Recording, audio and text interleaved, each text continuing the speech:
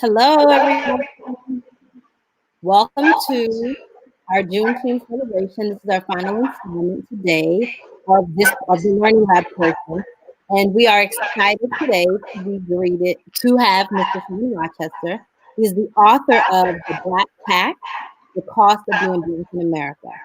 Um, we were really excited when we found this information and his book because it really dissected a lot of things that we may have questioned, like how do we get people to invest in the Black community? He discusses some of the words that they use, even with what's going on currently. So many people saying that they're going to make these huge donations. Like I think Bank of America said that they were going to do $1 billion over 4 years to what they term as minority-owned businesses and things that are in underprivileged neighborhoods and things of that nature. So Shawn is here today to kind of break down a lot of the things that we need to learn and that we need to do to move the needle in certain directions that are going to really benefit us as Black people. The second thing that Shawn has that I think is amazing is this platform called PhD, which is purchase, hire, and deposit. And he's going to get into all of those things. And with no further ado, this is Mr. Shawn Rochester.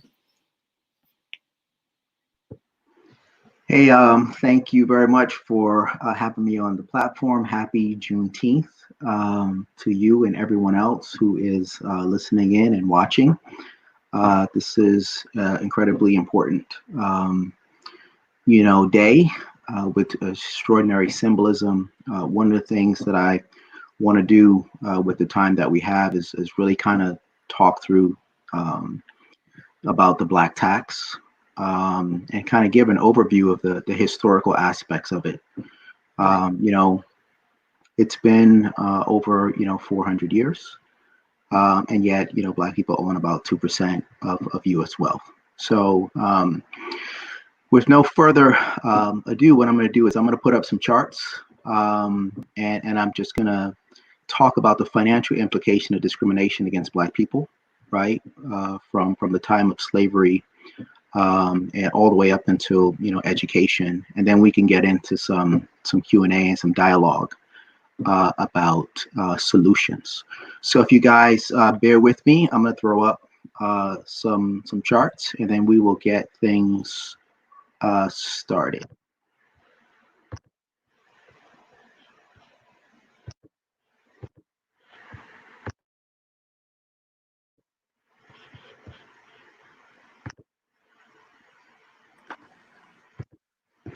So hopefully you can see the deck that's up, and myself as well. Again, my name is Shawn Rochester. I'm sorry, Assemblywoman Walker joined us. We didn't see her backstage. We're so sorry about that.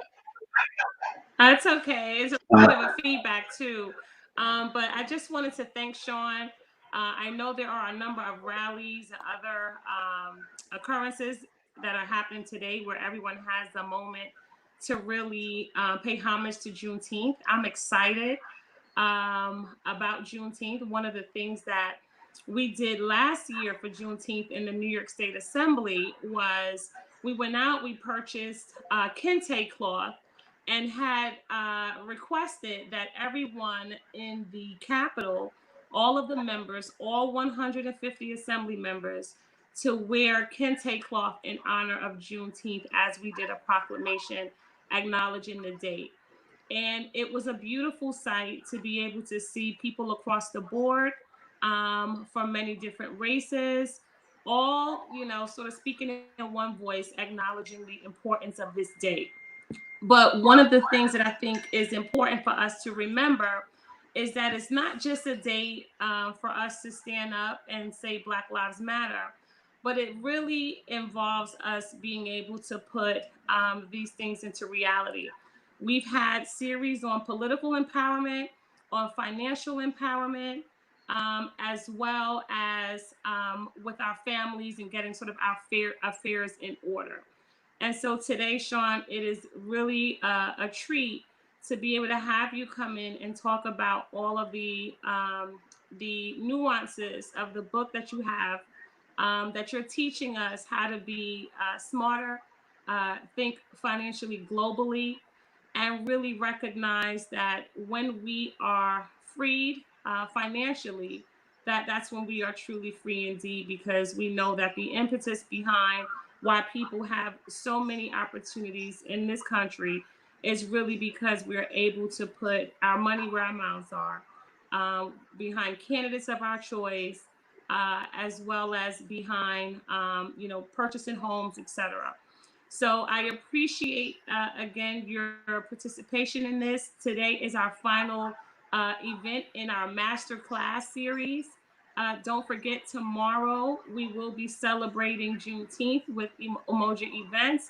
I am sure that they're going to put up the information regarding tomorrow's event at the conclusion of this session. Again, I hope everyone has their pen and their pad. I know I have mine. And let's get ready to rock and roll. So we appreciate you, Mr. Rochester. We want to remind everyone to go out and get his book, and let's get empowered. Excellent. Thank you so very much for that. I'm super excited. And let's jump in. So as was said, my name is Shawn Rochester, and I wrote this book called The Black Tax, The Cost of Being Black in America. And in the book, I look at the financial cost of discrimination against Black people here in the United States. Now, normally when people talk about discrimination, they tend to do it from the perspective of the injustice or the immorality associated with it. And I wanted to look at things a little differently. I wanted to look at what is the financial cost of discrimination against Black people, both past and present, and more importantly, what does research from the finest institutions in the country say that cost is, right? So the book is broken into 3 parts. In the first part, I look at what I call the present Black tax, right? The financial cost of discrimination in markets and areas that are critical to wealth accumulation. So that's housing and automotive, the insurance and finance that underpin those things, the job search, high-end careers, online commerce, as well as capital raising for business. In the second part of the book, I do a look back from the time of slavery up until the present, looking at things from a financial perspective. And in the third part of the book, I do a summation of where we are, and I introduce this economic framework that I call PhD. And PhD stands for Purchase, Hire, and Deposit, in ways that create jobs, create and expand businesses, and provide capital in the Black community. Why is this of particular importance? Because, pre-COVID, we're missing about 6 million jobs across the broader Black community. We're missing also about 1.4 million businesses with employees. Now, as you may know, there are about 2.56 million Black businesses, but only about 4% of those businesses, roughly 109,000, actually have employees. And that 4% generates about 70% of the revenue, almost $100 billion, and employs about 1 million people, right? So these are really, really critical businesses. And we're missing 1.4 million of those, pre-COVID. And then, of course, we're missing well over $8 trillion from our collective balance sheet relative to our peers. So these are massive problems, right? And gaps.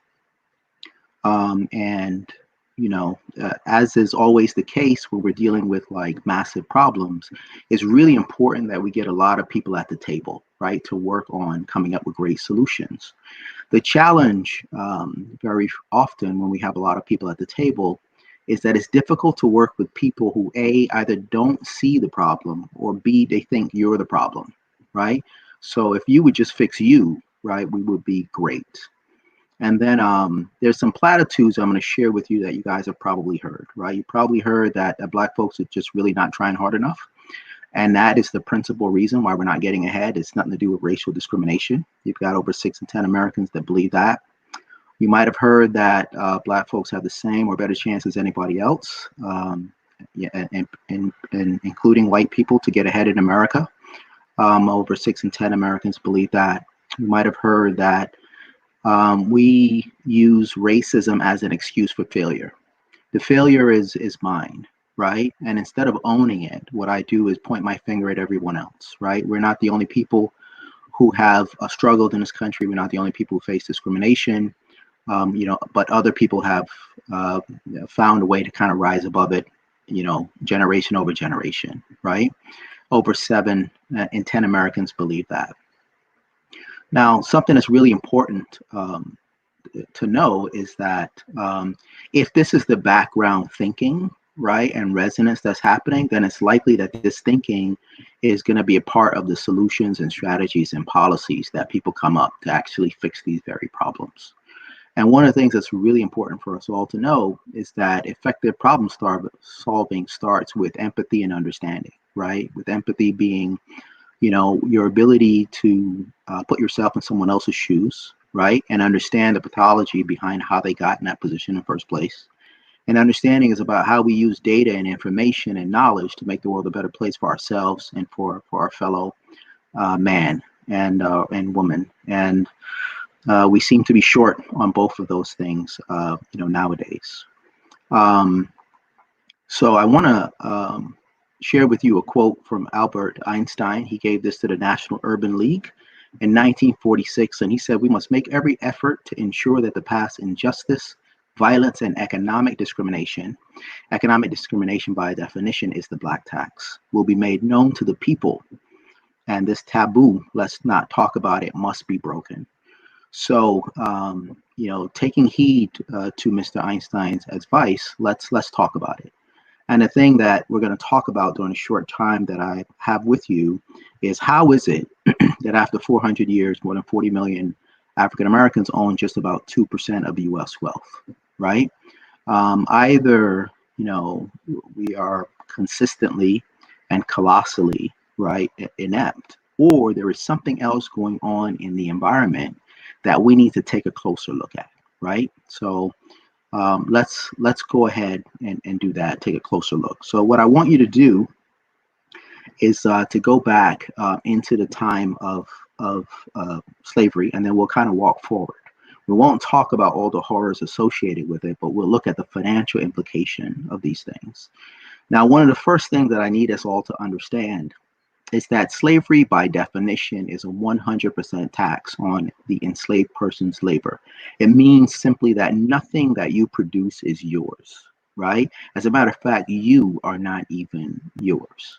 And when we go back to this time, there's many things that we could never price or kind of put a value on, right? How could you price what it is to be a woman during this time and never have control over your body? How could you price what it is to be a man and be able to not protect your loved ones, right? Or to even have life, liberty, and pursuit of justice, so on and so forth. But there are things that you can price.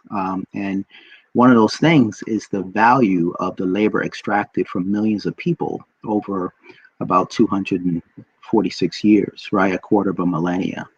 And economists have said that value is, some say it's up to 24 trillion, others say it's closer to 97 trillion. If you assume that the truth is somewhere in the middle, we're talking about perhaps, $50 trillion.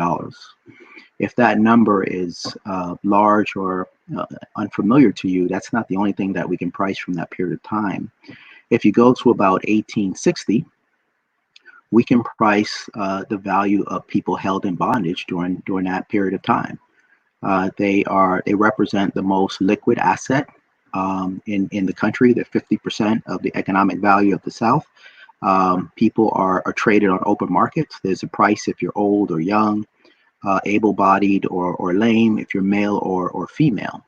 And it turns out that the price of these people, or the value of these folks, is so large that you actually have to measure it in terms of total national wealth or national income or GDP.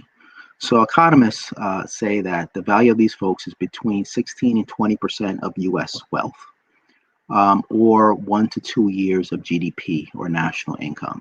So if you look at it from a wealth perspective, the value of those folks in today's equivalent is about $15.5 trillion. Now you may ask, how do you come up with that number? Well, pre-COVID, national wealth was about 18 trillion. 16 to 20% of that is 14 to 17 trillion. If you take an average of those, you're at 15.5. If you look at it from an income perspective, we're talking about the value of those folks being about 28.5 trillion in today's equivalent. How do we come up with that number? Their value is about 1 to 2 years of GDP or national income. Pre-COVID, GDP was 19 trillion. So that's 19 to 38 trillion. If you take an average of those two, you're at 28.5. If you take an average of those two independent ways of valuing those folks, you're at 22 trillion. Now, there's other data points that you can use to corroborate like the massive size in terms of value of those folks. We can go back to the 1839 and we can look at, the argument that Henry Clay is putting forward in the U.S. Senate, where he estimates that the value of enslaved people is $1.2 billion. Now,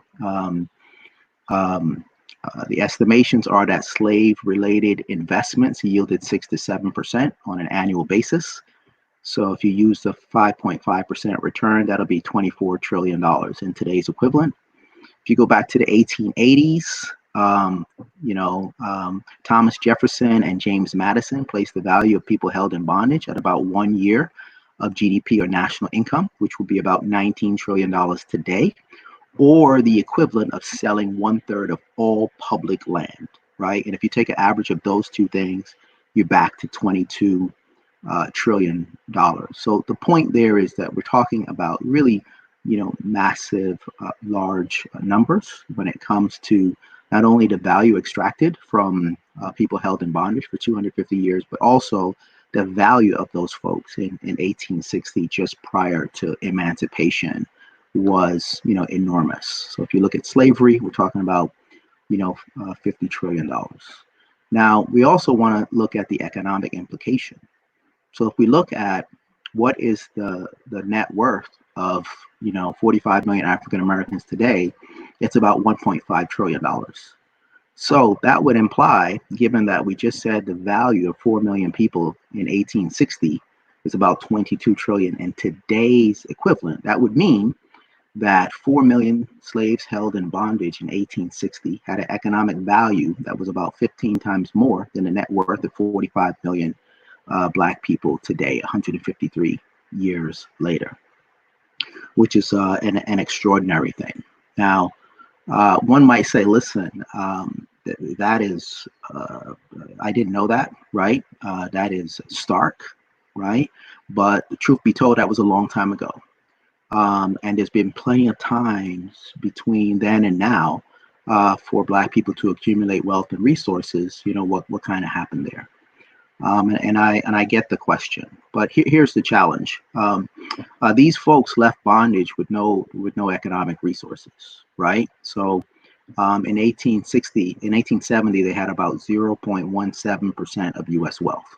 Not quite zero, but effectively zero, right? And we've all heard about 40 acres and a mule and the Homestead Act. We'll take a look at examining those things, but 40 acres and a mule was never distributed, of course, right? But a great question to look at is, what would that have been worth if it had been done, and what would that value be in today's equivalent, right? So if you look at 40 acres and a mule and you have 4 million people, we're talking about roughly 160 million acres, which is an enormous, really hard to conceive area.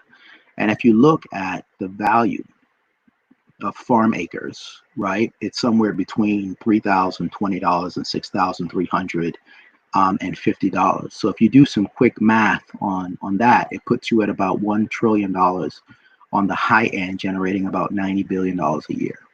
Now that sounds like a really large number, and it is, but it's just 2% of the value that was extracted from their forefathers over that period of enslavement. Now, while that never happened, there was a distribution of land that actually did occur, and that was this thing called the Homestead Act, right? And in the Homestead Act, if you go to 1862, Congress passes this act where they would proceed to distribute 246 million acres to about 1.5 million white families, right? And if you do the similar math, we're talking about, $1.6 trillion on the high end, or roughly a little more than $1 million a family, right? So I'm all about bootstrapping and all that kind of thing, but $1 million is a hell of a bootstrap. Now, if you think about how does it work, the way it worked was you had the opportunity to claim about 160 acres, right? And if you were so fortunate to be able to do that, All you have to do is stay on that land for about 5 years. And at the end of that 5 years, you could take possession of that land, right? Now, think about this also from the perspective of an immigrant, right? If you're able to come here literally with nothing but the shirt on your back, which is in many cases was true. But if you had the opportunity to stake claim on this land and you were so fortunate to be able to do so, not only could you take possession of it after 5 years, but at that time, naturalization, or the time it took you to get citizenship, was also about 5 years. So you got the land plus citizenship through this, massive giveaway. Now, research says that there are about 93 million white Americans that are direct beneficiaries, not primary, not secondary, not kind of sort of related, direct beneficiaries to this, massive, government giveaway. So you're talking about $1 trillion denied to people held in bondage so that they could get a start in a new way of life. But at the same time of that denial, you had about $1 trillion in today's equivalent distributed to about 1.5 million white families, right? If we fast forward, you have the Civil War takes place, right? It ravishes and destroys the Southern, economy. The global cotton market is devastated. Land confiscated in the Civil War is returned to the white planter class, and there is a massive need for cheap, abundant, readily available labor. Now, I fast forwarded through a bunch of stuff here, so I'll just make a few really important points. When we talk about the global cotton market being devastated, it's important that we understand that cotton was the first truly global market, right? It's the equivalent of what oil is today.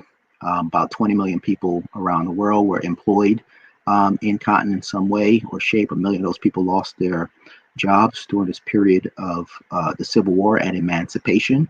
The U.S. dominated 80% of the global cotton market. You can't beat free labor.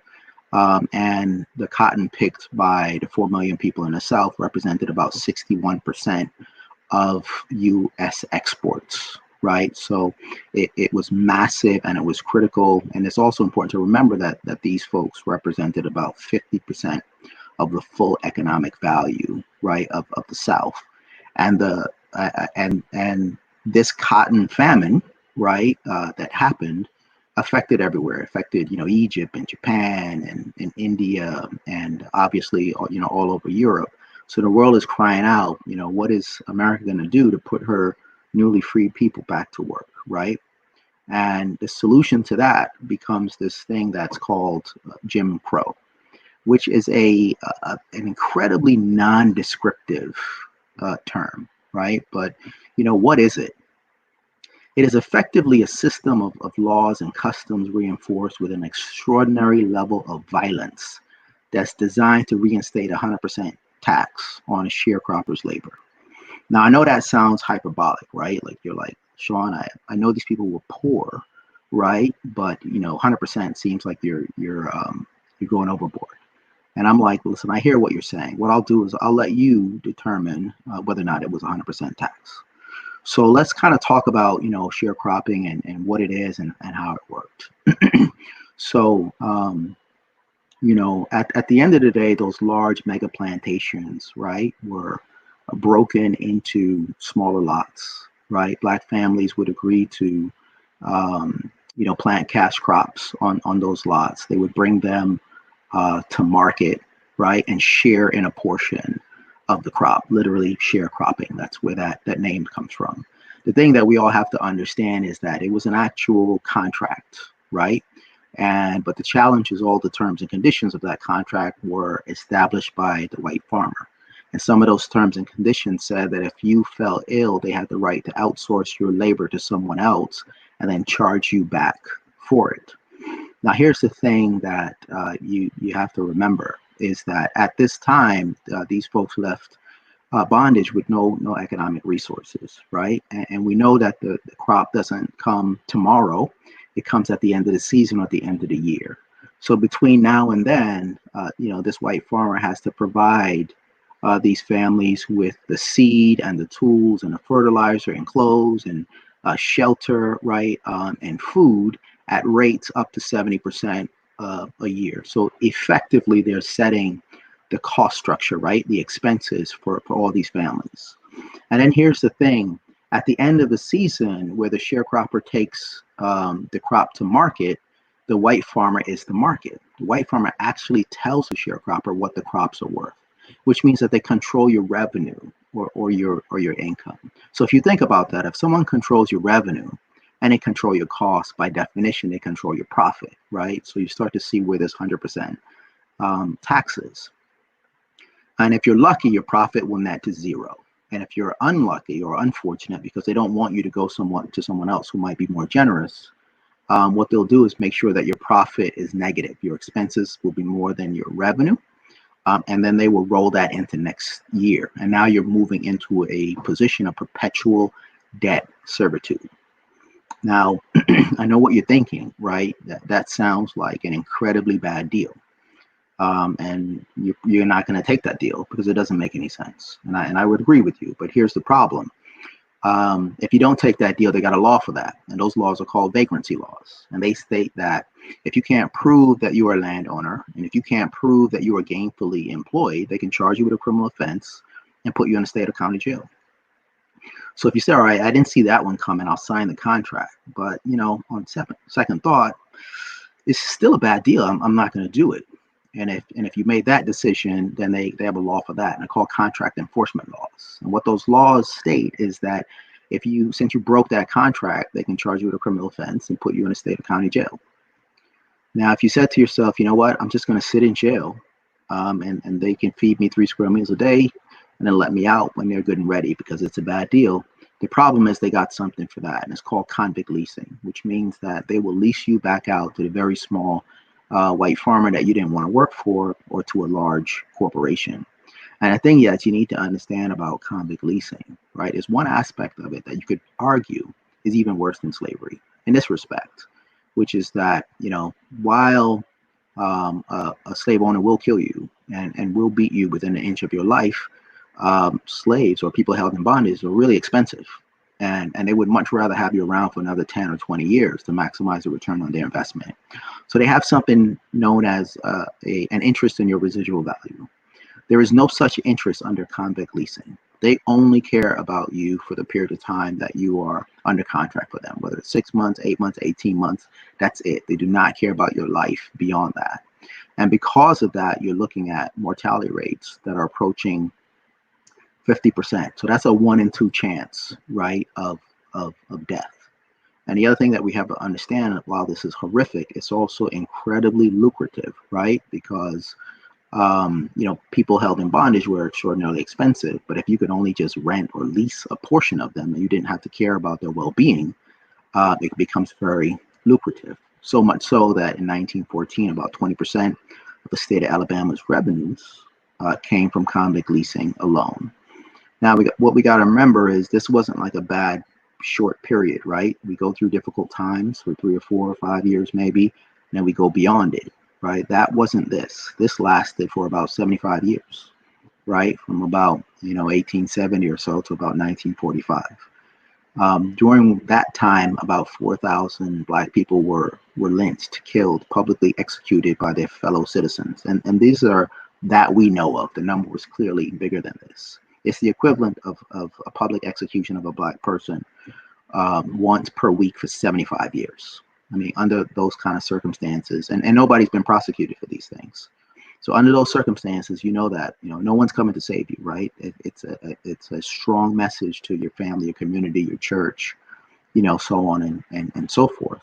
So I think you start to see what I mean by 100% tax, right, on your labor. There's a quote from a sharecropper in the Mississippi Delta. He said, I've been working these deltas for 30 years, and every year I know I've been robbed.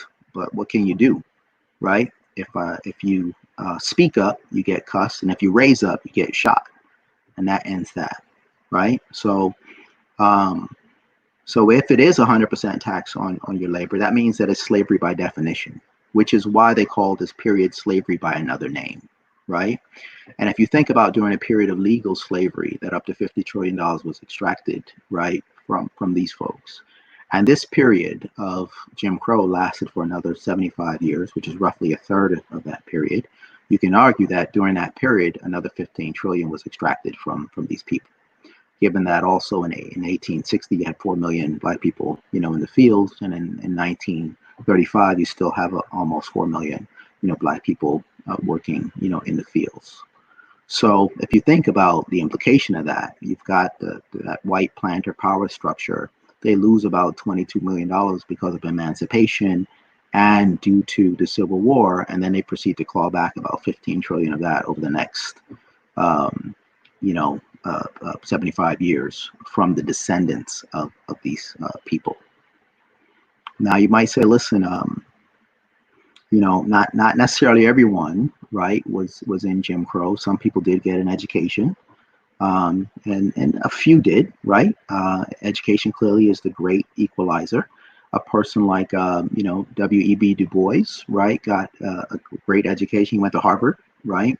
But here's the challenge, right? That white planter class was in need of massive, cheap, abundant, and available labor, right? The small white farmer clearly was interested in expanding public education for their children, as they should be, and newly freed black people were clearly interested in expanding public education for themselves and their children, as they should be.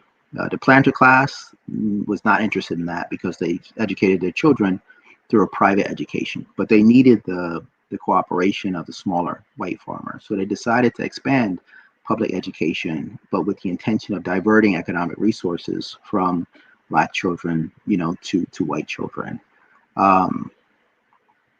W.E.B. Du Bois says that there was that in the 40 years since emancipation, Negro taxes and the Negro share of income from indirect taxes and endowments has fully repaid investment in the Negro's education. So he was making a statement on how little was actually invested in educating black people, and that most of that investment actually came from black people themselves. If you look at Thomas Mildrop Logan, who was a former Confederate general and industrialist, in terms of their thinking on this, he said, when the freedman regards himself qualified to earn support, which is to work by mental work, which is using your intellectual prowess, that he is unwilling to accept manual labor. William H. Baldwin, who's the president of the General Education Board, you can think of that as the kind of like the Department of Education before the Department of Education. He stated that the South needed Negroes educated so they could be the best possible laborers with the right kind of education. Negroes will willingly work menial jobs, and that will open up opportunities for Southern whites to work the more expert labor. If you go to 1917, there's only about 64 public high schools available for black students across the entire South. Not in a district, not in a state, right? That's across the entire South. And most of the schools were owned and built by black people, right? Generally appendages to churches, right? And the like. If you think about New York City in 1920, New York is investing about 50 times more per pupil than South Carolina is investing on its black students under the segregated South.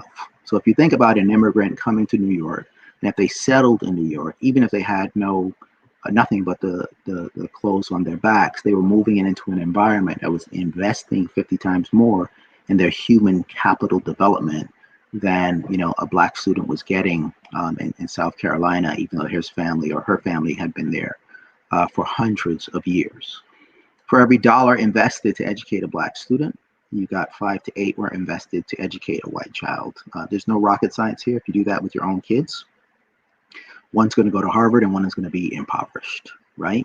Black teachers are making 25 to 35 cents on the dollar of what white teachers were being paid. And white students receive 50% more years of education than black students by the age of 25. So, the lack of investment in human capital, right, for black people was so significant that Gary Becker, who wrote The Economics of Discrimination and who was also a Nobel Prize winner, said in the last 40 to 50 years, Negroes have advanced little relative in the occupational hierarchy. So think of that as a new plant, more janitors, a new plant, more janitors, right? Not moving up the hierarchy.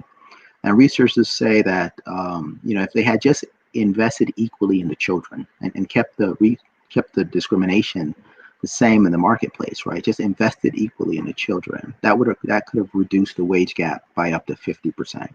So when you think about that occurring over a generation, right, for millions of children, we're talking about over $600 billion of economic impact. And then when you think about that over a 90-year period, right, from 1865 to 1954, we're talking about well over $3 trillion of economic impact associated with the malinvestment in the education of Black students.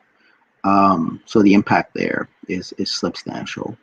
And if you said, listen, truth be told, you didn't really need a terrific education, back in the day. Lots of people have stories about, relatives, a grandfather, a great grandfather who had a third grade education, but an extraordinary work ethic. And they worked incredibly hard and, built, their home or owned their home and so on and so forth, right? So home ownership, right, is extraordinarily critical.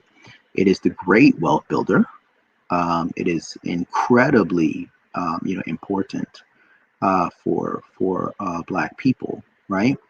But it's held in high regard by the country, right? Part of the American dream is home ownership, and the government, invests accordingly, as they should.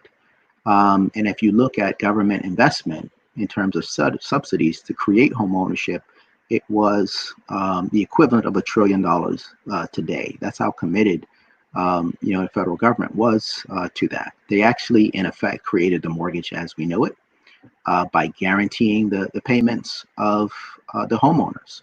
So that allowed banks to take lower down payments, to extend the repayment period to 30 years, and to take lower interest rates. It made homes affordable and is largely responsible for creating the middle class, which is a wonderful and amazing thing.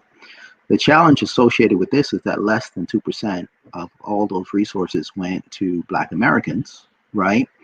But over 20 million Europeans who came as immigrants during that period of time, once they naturalized or became citizens, had access to all of those, economic resources. So I won't go into like the redlining and the FHA. I'm sure you guys are familiar with that. But, when the government guaranteed loans for U.S. citizens, they wouldn't do it for Black Americans, and they certainly wouldn't do it for Black Americans who wanted to move into white communities. So if you went to the bank to get a loan, they wouldn't underwrite you. If you decided to go to the developer and just kind of work it out with them, they wouldn't cooperate with you as well. If you went to the real estate agent, they would not participate in those transactions. If you went to your fellow American and said, we can just work it out, residents would sign agreements among themselves that said if they sold their home in a particular community, they would agree to only sell it to another white person or person with European heritage. So an extraordinary kind of wall preventing people from being able to participate in this kind of wonderful, amazing dream. Now, one of the things that we can say quite definitively is that between 1930 and 1960, less than 1% of all mortgages in America went to African Americans, right? So we're talking about the greatest wealth building vehicle in the history of mankind, and Black Americans are unable to participate in a meaningful way. Now, what we have to know is that just because you can't get a mortgage doesn't mean that you don't want a house, right? You still want a house. So what people did was they turned to the private markets under something called contract sales. So, and in the private markets, you don't have to do any appraisals, right? You're subject to extreme markup. Sometimes the homes are selling for twice the price. You have extraordinarily high interest rates, and you build no equity when you're paying for your home, right? And that's actually the most significant thing. You can think of it this way. If you agreed to make 100 installment payments under a contract sale, to acquire your home and you made 99 on time and missed the 100th, they can keep your 99 payments, they can keep your down payment, they can evict you from the house and resell it to someone else, and you have earned no equity whatsoever in that home. And these things were so prevalent that if you look in the greater Chicagoland area, right, in the 1950s, it's estimated that 85% of all real estate transactions for Black people was done via these contract sales. Extremely difficult to accumulate wealth. If you think, listen, let's just kind of hunker down and save as much as we can, while we kind of go through this period, again, it was very difficult to do because even in these Black urban communities, right, or urban ghettos that they call it, rents in those communities were more than 50% higher than rents outside of them, which seems like counterintuitive, but you've got a massive migration of Black people out of the South that are not able to move into the communities that they would like. They're being corralled into these limited spaces. And what happens when the demand for space goes up, but the space is not rising as far, the price for the space goes way up. So it actually winds up being more expensive to live in these communities than outside of these communities. And what the Federal Trade Commission found in a study in 1968 is that goods and services inside these Black urban communities were 3 times more expensive than outside of these communities. If we just focused on working hard, researchers say that, in the labor market, between 1929 and 1969, there's about $1.6 trillion of labor market discrimination. And that's in 1983 dollars. It'll be well over $4 trillion equivalent for today. So again, extremely difficult to accumulate wealth and resources under those circumstances. And if you look at the statistics, white Americans born between 1943 and 51 would go on to accumulate 11 times more wealth than Black Americans born during that time. And normally the reason that's shared for that is hard work and stick-to-itiveness and all these kinds of things. But it's important to know that the data is actually substantially different in the environment, and discrimination has a significant impact on wealth accumulation. So when you look at housing and labor market, it is extraordinary and substantial. Won't have time to talk about the New Deal or the GI Bill, which are over $1 trillion stimulus in combination, or the Interstate Highway, which is about $600 billion, and a lot of those went through Black communities, many of which were thriving, or even 1965 to the present. Although I cover all of that stuff in the book. One of the things we can look at is where are we now, which is that so the Black community is missing about $1.5 trillion in revenue. It's a combination of both business and consumer revenue. $1 trillion of that is business revenue, and $520 billion of that is consumer income. We talked about the missing net worth on our collective balance sheets. We talked about the jobs, 6 million jobs and 1.4 million businesses that are currently missing from our community. And something that I found when I was doing the research for this book is this 2% rule. It was 2% kept coming up again and again and again. And what I found is in areas that are really critical for wealth accumulation, Black people tend to be, hovering or held to around a 2% participation rate, right? So if you think about corporate supply chain spend, less than 2% of that goes to Black enterprise. If you think about government supply chain spend, less than 2% of that goes to Black enterprise. If you think about, how much, Black Americans spend on Black enterprise, it's like 2%, right? So extraordinarily low amount. If you think about, Black participation rates in almost all high growth, high paying occupation, it tends to hover around, 2%. If you think about, the deposits, less about $4 out of every $10,000 in a U.S. banking system is in a Black bank, right? It's an extraordinarily small amount of money in Black banks, and therefore they don't have enough capital and resources to be able to fund the growth, that we need. SBA lending is less than 2%. It's actually around 1.6%. And all of this just puts a negative, depressive impact on job creation and business development in the Black community. So one of the things I wanted to talk about real quick, it was a question I got asked when I did a talk at Google, and it was a brilliant question, as you can imagine, and it was like, hey, we see the impact, right, in terms of the cost to Black people because of discrimination, but could you tell us a little bit about what that's costing the country? I thought that was a brilliant question. I didn't have the answer at the time, but I said I would look into it, and I would come back. I was fortunate enough to be able to be invited back to speak to them, and I shared this with them, and I'll share it with you. And where I looked at it was, what if Black Americans had been allowed to fully participate in the innovation system that drove the economy? Why is this really important? Because when we talk about this period of Jim Crow, that 1870 to 1945, one of the things we have to remember is that this is also the heart of the Industrial Revolution, right? You've got 2.5 million patents have been created that's driving today's economy: telephone, photocopier, motion pictures, airplanes, automobiles, transistors, right? The radio. And if you think about how many of those patents came from Black people or registered to Black people, it's 726. So almost no participation, right? Almost being completely shut out of the innovation system. And why is this of particular importance, right? So if you look at what Professor Kortum from Yale says, he says patents can be thought of as proportional improvements in productivity. A constant flow of new patents can generate a constant rate of economic growth, right? Innovation is critical to economic growth. Brookings Institute says the nation's unequal access to high quality schooling deprives the innovation system of a large number of people who might otherwise commercialize great and important discoveries.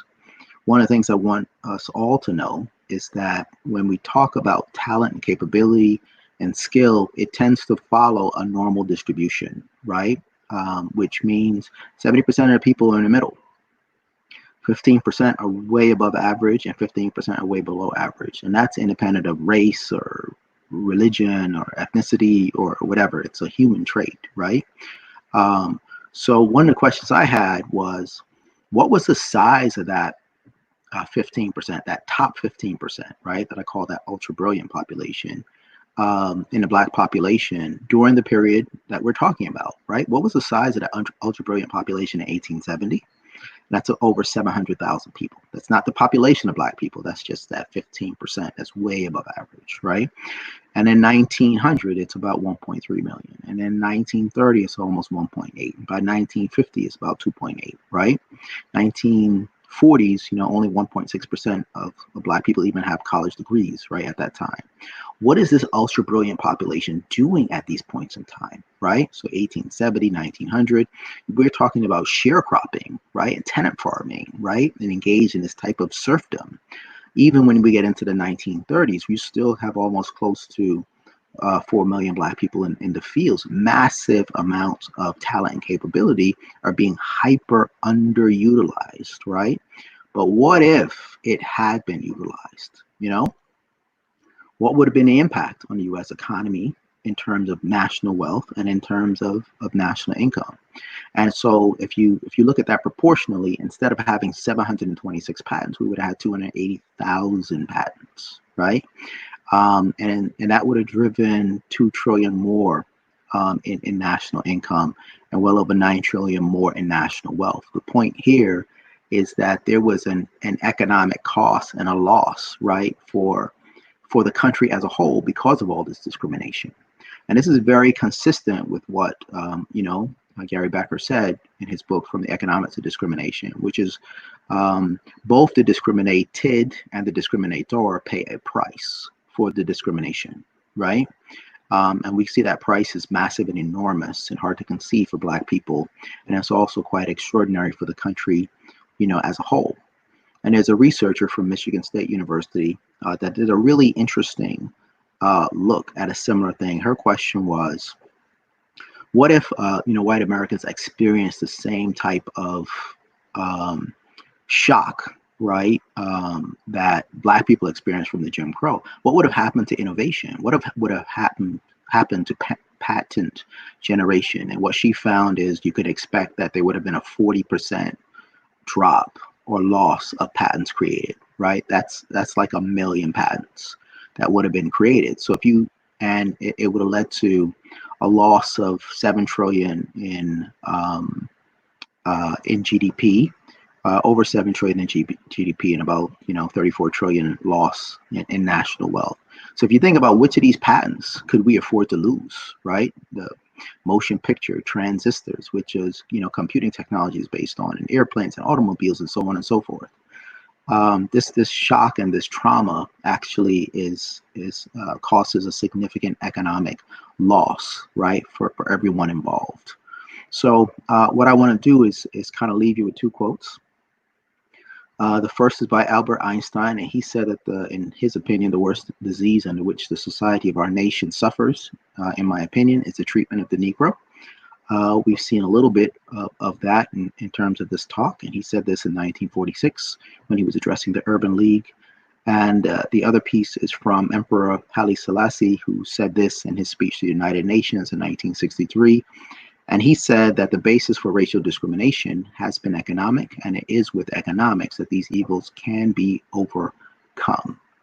With that said, I want to pause here so we can talk about solutions, the PhD economic framework, and the important fact that minority does not mean Black. Thank you very much. And I'm going to switch off from screen sharing. So I am back. Thank you very much.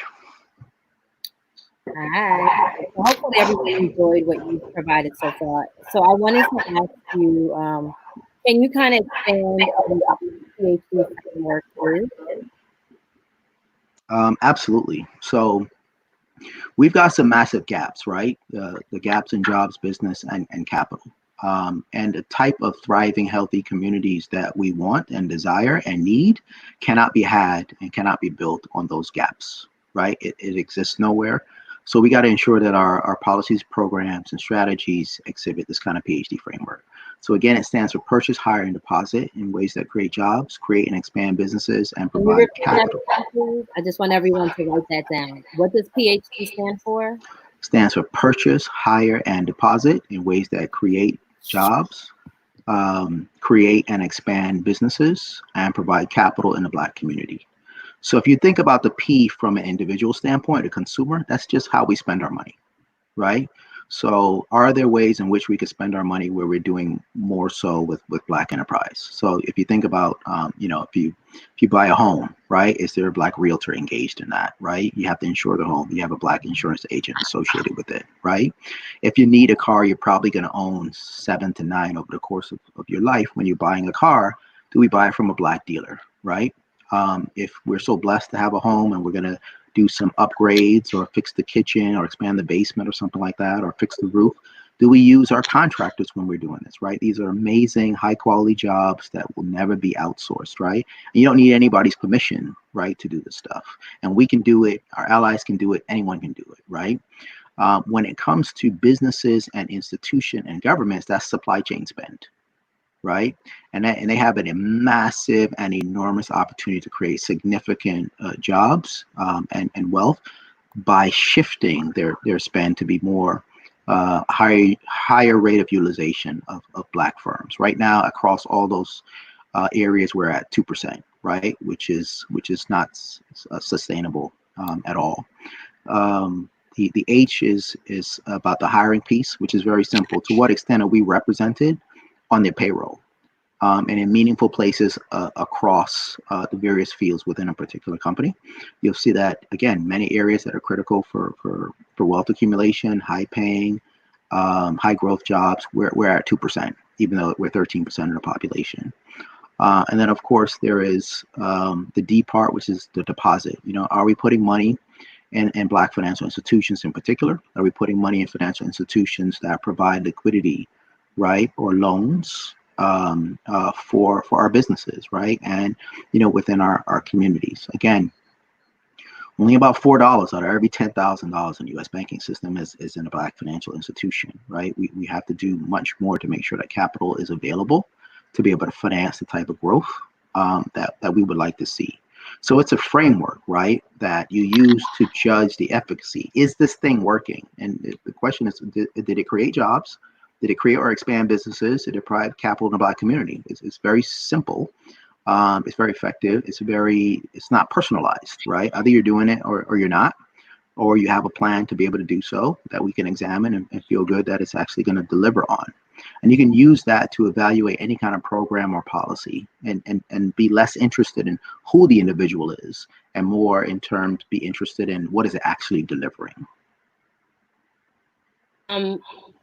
Okay, with regards to, so everyone is aware that, we're going through a new civil rights movement. And a lot of companies, like we said before, like Bank of America pledged to give $1 billion to over 4 years, which is $250 million per year, to what they termed as community organizations, or those words that are used. Do you have? I know we discussed minority and diversity. What do those words mean to us as Black people? So minority, diversity, inclusion tend to be euphemisms for not white male, right? The problem with that is you're describing 90% of people on planet Earth, right? It's highly generalized. So you can't solve specific problems with generalized, solutioning. So when you've got a problem or issue in the Black community that you're targeting and you're fixing, it needs to be targeted to the Black community, right? So if you've got issues around, what's happening right now, massive, the kind of grotesque, police executions, right, that have happened, been filmed and whatnot, that's anti-Black, right? That's not anti-white male, right, or non-white male, right? So those solutions really do need to be targeted to the Black community. And what happens is we start to get really general when it comes to these things. And let me give you a couple of examples, right? So let's look at like businesses in a supply chain spend. Let's just stick to the data and kind of depersonalize all this stuff, right? So if you look at women-owned businesses that have employees, right, the larger ones. If you say, well, how much revenue is associated with those? It's about $1.2 trillion, right? So if you said to yourself, listen, we want to do more business with women-owned businesses, right? I would say that's fantastic. That's terrific. Double, quadruple down on that, right? But if you ask the question of that amount, how much of that is associated with Black women, it's 2%, right? So that means that it's not until the $99 that a sister sees $1 of that investment, right? So you're being very general and you're thinking that it's going to impact Black enterprise, right? And it's not. So if you said, okay, well, I want to do more business with our Latino brothers and sisters, I said, that's fantastic. Double, triple down on that, right? But if you say, okay, well, how much are their larger businesses making, right? It's about $380 billion or so, right? Then if you go a step further and say, well, how much of that is Black people within that group, right? It's 2%. So again, it's not to the $99. And then if you say, I want to do more business with our Asian brothers and sisters, I say it's fantastic. Double, triple down on it. They're doing about 628 billion. There's no Black people in there by definition. So if you look at that whole group of women, Latinos, Asians, Black people, the kind of minority, diverse, inclusive, only about 4% of that revenue is actually going to Black enterprise, right? 96% is going to somebody else. So when you have that giant generalized solution, even though your intentions are well-meaning, right? You want the right outcome. Being generalized is just not going to do it, right? Because the data is very clear. You need to have things that are specific and that are targeted and that are economic and that are scalable, right? So the language has to be really, really precise, right? You need to invest in creating jobs, creating and expanding businesses, and providing capital in the Black community. This is really, really critical, right?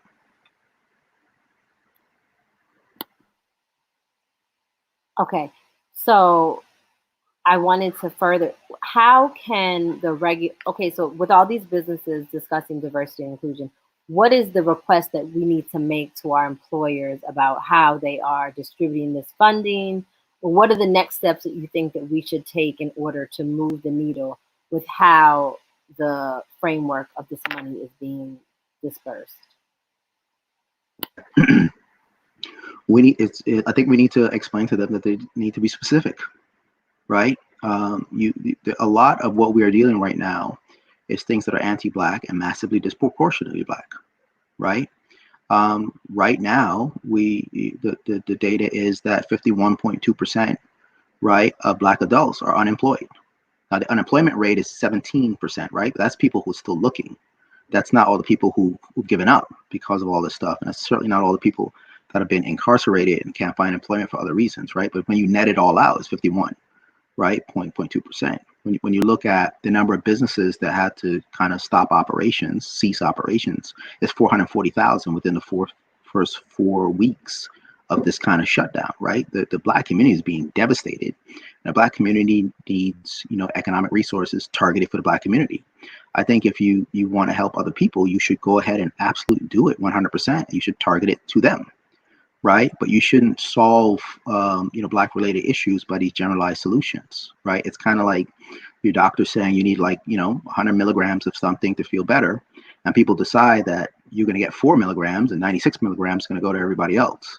It's a nice gesture, but it's not effective because it doesn't give you the critical mass that you need to actually get back to health. So things have to be specific, right? And we need to be clear with that language. And what I try to do is help people understand.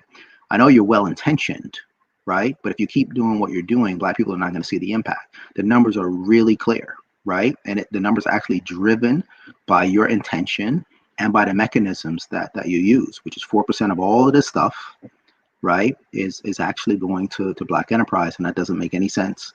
And if you want that to be different, and I'm sure people want positive outcomes, then you have to be specific. It's not a new concept. It's literally taught in every school, in every place on planet Earth. Examine the problem, see what the issues are, and create a solution targeted to solve that particular problem. There's no difference when it comes to Black enterprise or to Black issues or Black communities or Black people or anything else. So when it comes to, one of the things that you and I have discussed also is when it comes to politics and when it comes to, our legislature and things of that nature, are there things that you think that we need to be asking for or things that we need to bring to the forefront with the state and the cities and the places that we live? Are there things that we need to do and say? It's the same regardless of whoever it is, right? Whether it's a politician or whether it's a corporation or whether it's your alma mater or whether it's your church or anybody else, which is, how does this drive PhD? How does this create jobs, business, and provide capital in the Black community? You know what I mean? And it may do it in a wonderful, amazing, and robust way. Let's understand it. Or it may not, right? In which case it's not helpful. And let's work with you to do something that actually does drive it, right? Because these gaps exist. They've existed since the time of emancipation, right? People have been talking about issues associated with jobs, business, and capital for the entirety of that time. There's nothing new here, right?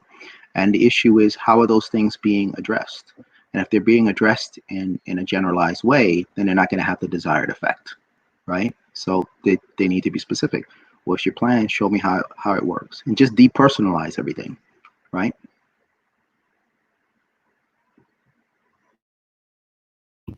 And I didn't know if you had any closing remarks for anyone. Oh, not for anyone, for all of us listening. Did you have anything else? We didn't get a lot of questions. Just a lot of this is powerful information. A lot of people are, a little surprised about these numbers. People want to know about this being taught in regular schools. Imagine what would have happened if this had been taught and people were included in some of the financial landscapes from, after slavery. So I didn't know if you had any closing words for us or if you had anything else you wanted to point out to us. Or, we have pinned where the name of your book and the website where people, if they're interested, they can, seek out the book. I didn't know if you had any other words or closing statements.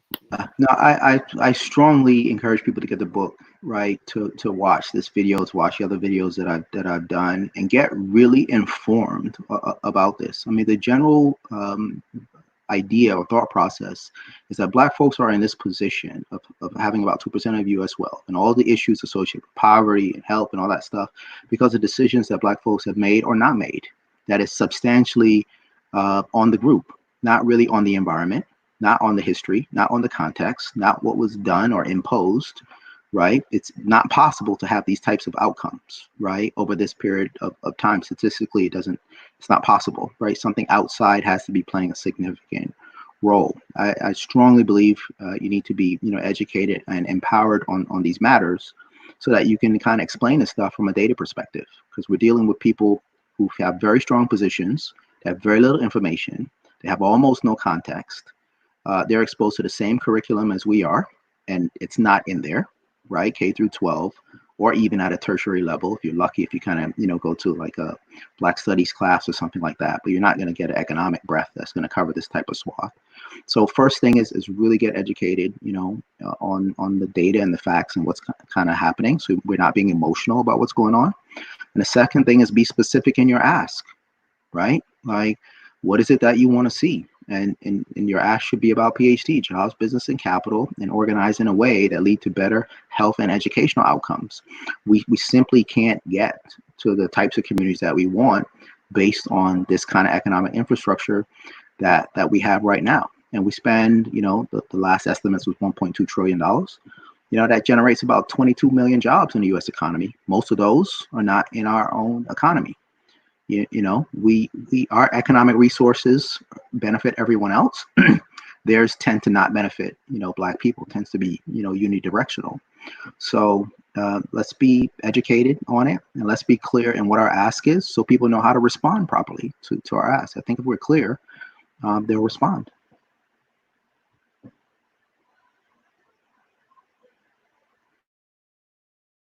So we have two questions.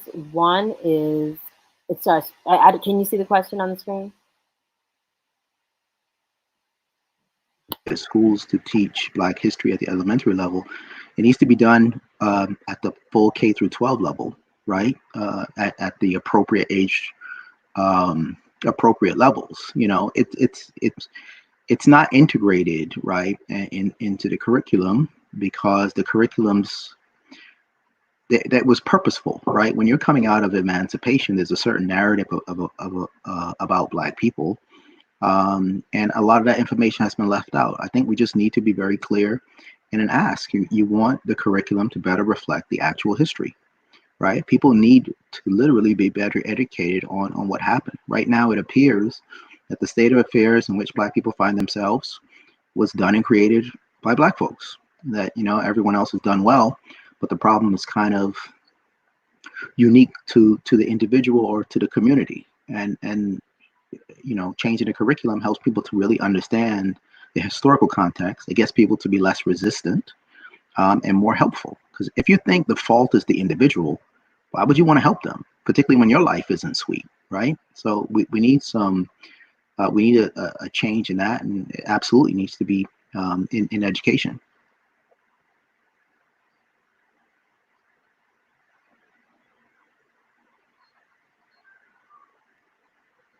This one is in the same vein about the publishers. How do we get people to write us into history?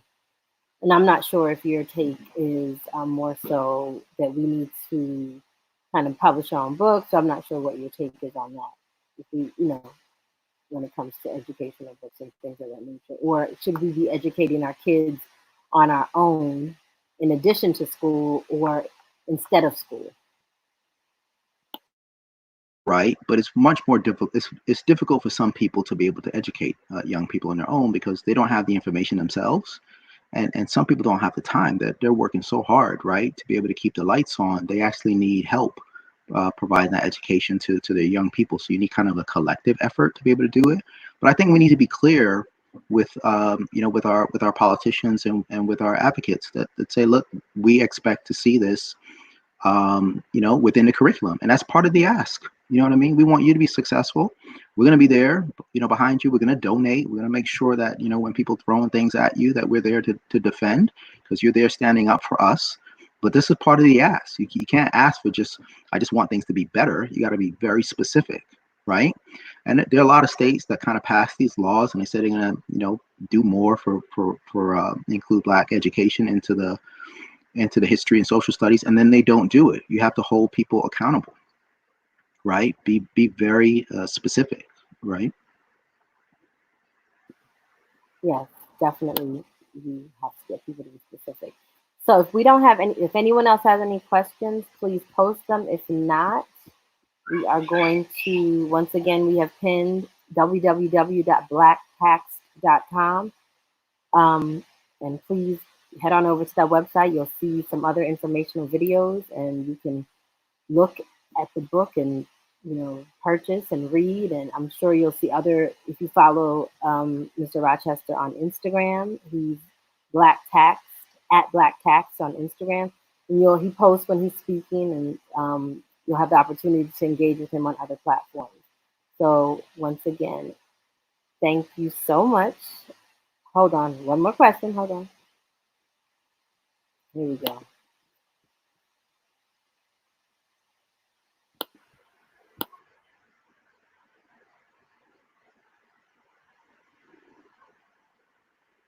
So it says here, how do we help ourselves? I don't think racism is going anywhere. Those in power are well aware of the oppression and continue to champion it.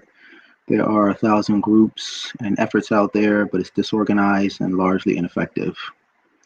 Powerful observation, right? I go back to, I'm not trying to boil the ocean, right? I think we need to be very specific, which is for the institutions that we engage, whether it's our church, our alma maters, politicians, whomever, what you're looking for, what you're expecting for your participation, for your engagement, whatever it is that they need from you, is to see, PhD, right? We need to make that aware. There are people who have strong belief systems, but they have no idea about this history.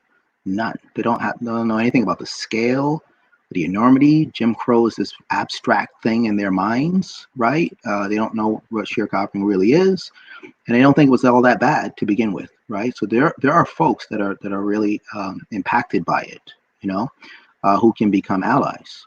So I think at the end of the day, what is it that we're trying to do? We need to make sure that our institutions are utilizing PhD. Like we talked about education, right? And we talked about it from the curriculum standpoint. But what about from the teacher standpoint? Do we have the proper representation of Black teachers, right? Inside these institutions? Are we being clear on that? Right? What is the gap? The gap is 352,000 Black teachers are missing across the United States from K through 12. That should be part of the ask, right? That's impacting the community by $20 billion a year, every single year. So that's a very clear economic ask. How do we get those people hired, staffed up, ready to go while you figure out all the other stuff?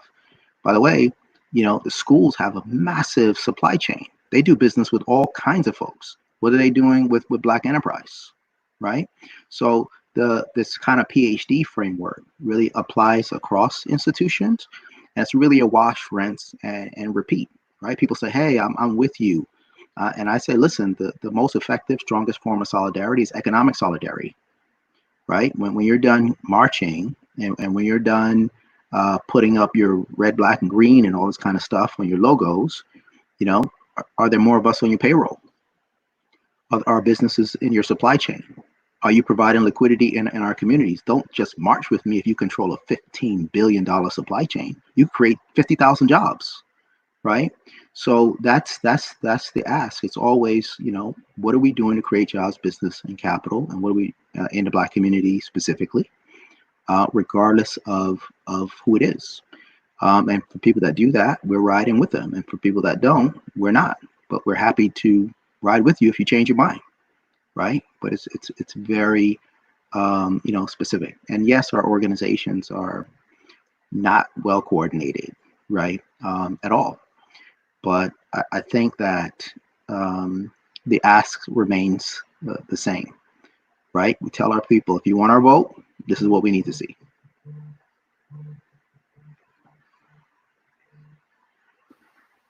Okay, well, I want to say thank you on behalf of Assemblywoman Walker, and we are looking forward to hopefully having you come back for another. Looking forward to hopefully having you come back for another conversation after everyone has had a chance to read the book, and we can kind of unpack some more of some of the examples you give. And one of the things that we love about this book is that you give quantitative data to everything that you say. There's a number attached to it. So when someone says, oh, that's not true, you're like, well, actually, this is this and this is this. It's very fact based information, which will also help with your asks that you make to different institutions, your school boards, and your electeds. I think that that is a very, very key part of this book, is that there's all this data involved. So with that being said, we want to say thank you once again, Mr. Rochester, for joining us. And everyone, please join in tomorrow as we have another Juneteenth celebration, which will be from 10 a.m. to 6 p.m. We're going to have people here doing poetry, music, art, a lot of different vendors, some giveaways, and all of those things. So thank you again, and everyone have a good evening and enjoy your Juneteenth. See you all soon.